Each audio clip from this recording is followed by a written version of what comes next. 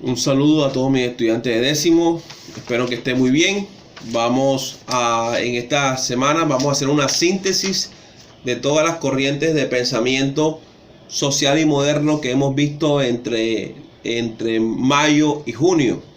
Vamos a hablar primero del liberalismo, que es una ideología política, ¿cierto? Que encarna los intereses de la burguesía y que también es una doctrina filosófica de carácter político y económico.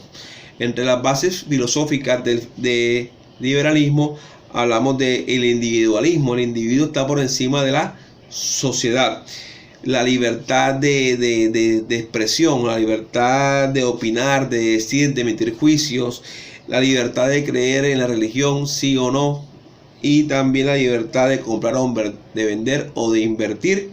Ya vamos a ver que el modelo clásico político del liberalismo va a ser la democracia representativa, ya, y que la historia es hecha por los individuos y no por las fuerzas colectivas. El individuo está por encima de la sociedad, como estaba diciendo. La política está ordenada a partir de las ideas de libertad. Hay unas corrientes del liberalismo, como el liberalismo incipiente, que es del siglo XVII, donde el Parlamento busca flexibilizar el sufragio, que busca ampliación del sistema legislativo, más responsabilidades del gobierno y darle más libertades a los individuos. Después se va a dar un liberalismo moderado, que se busca un sufragio restringido con una monarquía constitucional. Después viene el liberalismo utilitarista, que postulaba que lo que es útil es bueno y por lo que tanto el valor de la conducta está determinado por el carácter práctico de los resultados. Ese es el post-utilitarista, que tiene muchas ideas del positivismo que vamos a ver después. Vamos a ver también el liberalismo radical, que propugna por un sufragio universal masculino. Ya, eso es como lo más importante ahí. El liberalismo va a tener dos grandes aplicaciones, que está en lo político y en lo económico. En lo político busca limitar el poder. ¿Cómo lo va a limitar? Con la separación de los poderes, con las tres ramas del poder: ejecutiva, judicial y legislativa, ¿cierto? En todo sociedad de que haya una democracia liberal, va a haber siempre la separación de los tres poderes. También va a existir siempre una constitución, normas establecidas, una normatividad escrita y establecida. La descentralización del poder, ¿cierto? Siempre dándole autonomía a las regiones del país. Y la no intervención del Estado. O sea, porque el Estado se limita al individualismo. Debe dejar que la iniciativa privada, individual o colectiva trabaje libremente. Así el Estado solo debe intervenir en caso de un delito grave. Vamos a ver ahora el liberalismo económico, ya, que habla sobre unas características principales, que son la propiedad privada, la libertad económica y el mercado libre. Los principales exponentes fueron Adam Smith y David Ricardo. Adam Smith, que hablaba de la oferta y la demanda, que en su frase dejar hacer, dejar pasar, que hay una mano invisible que regula la economía. O sea, que él estaba de acuerdo a que el Estado no interviniera en la economía. Y David Ricardo con su teoría del valor, en la que dice que según la cual el precio o el valor de los bienes depende de los costos de producción. Vamos a ver otra ideología muy importante, que es el neoliberalismo, que es una postura económica y política que surgió en el siglo XX, que viene siendo como también sale de ese liberalismo, sale ese neoliberalismo. ¿Por qué? Pero aquí entonces más que todo va a ser es económico. El aspecto principal es lo económico por encima de todo. El ser humano aquí en una sociedad neoliberal, que ahora mismo somos neoliberales, está profundamente egoísta y posee tal fin de prosperidad que ese egoísmo es para él una motivación poderosa, de lo cual no puede prescindir de ella. De esta forma, la competitividad es vista como un factor que debe servir para el enriquecimiento colectivo y no solo para provocar desigualdades. Por eso está en el papel pero en sí el neoliberalismo trae más desigualdades sociales, ¿ya? Porque hay personas que tienen más acceso a la educación, de prepararse, entonces compiten más que otras, ¿ya? El neoliberalismo está diseñado para enriquecer más a los capitalistas que a los individuos del común, ¿ya?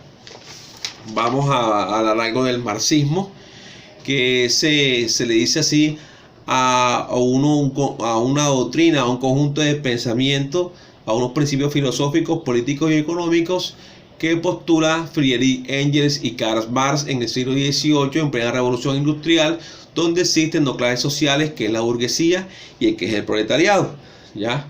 Entonces, en su manifiesto comunista, él dice que existen ideas básicas de ese marxismo.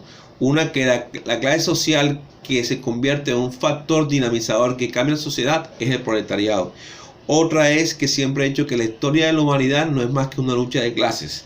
Y otra, que los modos de producción es el desarrollo de la historia de las diferentes sociedades está marcada por los modos de producción. Ahora, como estamos viendo, el marxismo es antagónico al capitalismo. No está de acuerdo con la propiedad privada ni que existan las clases sociales y que se haga una colectivización de los bienes. O sea, y que ellos piensan de que el proletariado debe tomarse el poder, ¿ya? Y repartirse de forma equitativa a él y buscar que haya beneficio para todos de forma igual, ¿ya? El marxismo no es más que el socialismo, pero el socialismo, cuando comienza a acabar con el capitalismo que hay en cierta región, cuando se va formando, se va madurando para convertirse en comunismo. Vamos a ver las principales corrientes comunistas que todas se basaron, por ejemplo, Stalin se basó en el marxismo, que son marxistas, stalinistas, maoístas también. Entonces, por ejemplo, Mao Zedong hablaba de la guerra de guerrillas, pero no estaba de acuerdo que era el proletariado, sino que el campesino es el que iba a hacer la revolución.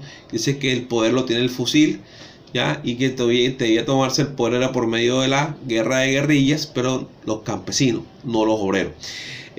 Trotsky estaba de acuerdo de que el comunismo sí tenía que ser de forma colectiva, no buscando figuras relevantes, ¿ya? Stalin buscaba un aparato estatal fuerte, centralizado y basado en una persona, que era él. Más que todo fue una dictadura, más que otra cosa. El movimiento anarquista, ¿ya? También critica al capitalismo, a igual que el marxismo, ¿ya? Que se basaba en las ideas de Juan Jacobo Rousseau, que el individuo es bueno por naturaleza, pero la sociedad y el Estado lo corrompe.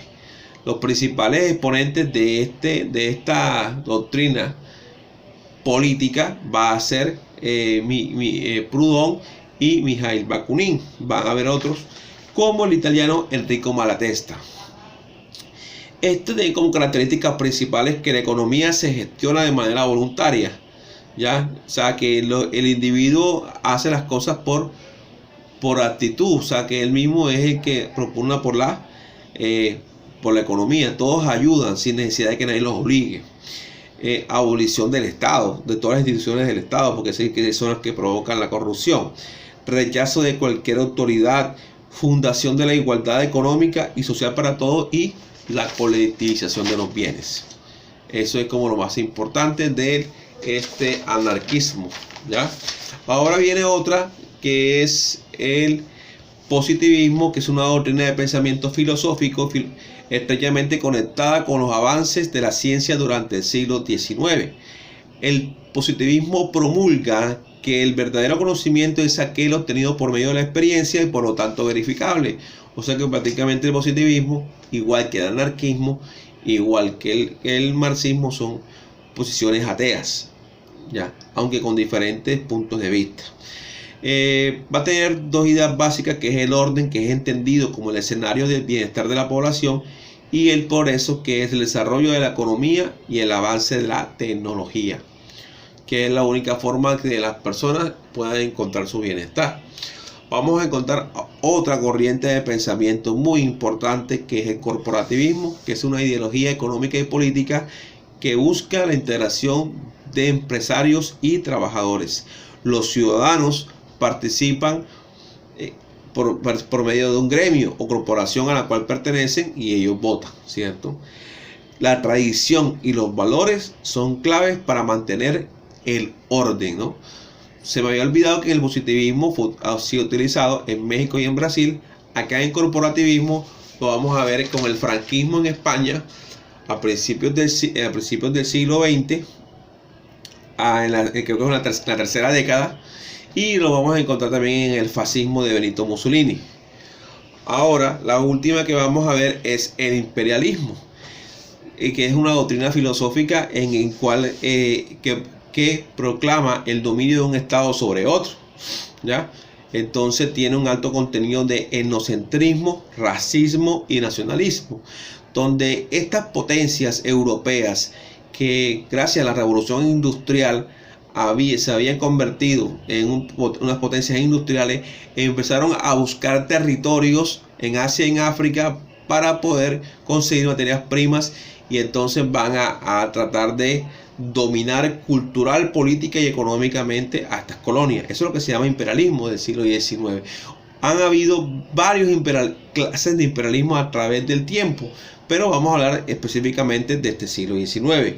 Y que, por ejemplo, vemos el ascenso de los Estados Unidos, ¿no?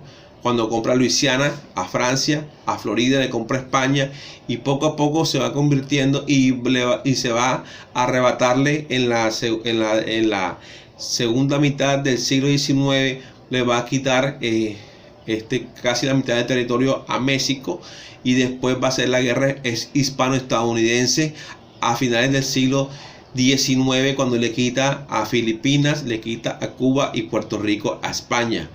Y después llega la Primera y Segunda Guerra Mundial y se va a erigir como la potencia militar y económica más importante del mundo. Antes de eso, la potencia más importante había sido Inglaterra desde el siglo XVI hasta el siglo XX. Pero como Inglaterra sufrió los embates de la Segunda Guerra Mundial, se debilitó, ¿ya?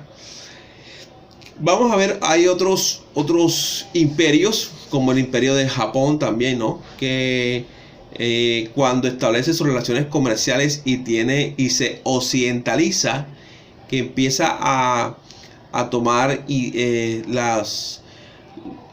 copia los modelos del ejército, los modelos económicos, los modelos políticos occidentales, y los implementa en Japón. Japón empieza a convertirse en una gran potencia. Primero va a ser la guerra chino-japonesa, donde gana y se va a quedar con Manchuria. Después va a pelear con Rusia entre 1904 y 1905, donde también va a ser triunfadora. Después va a participar en las dos guerras mundiales. Entonces, esto ha sido como una breve explicación como una síntesis de las diferentes corrientes de pensamiento social y moderno del siglo XIX. En esta semana, el compromiso es mirar el video, tratar de retroalimentar esta unidad, que es muy importante.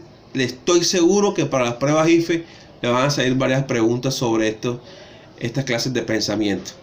Bueno, ha sido un placer, y entonces nos vemos en otra ocasión.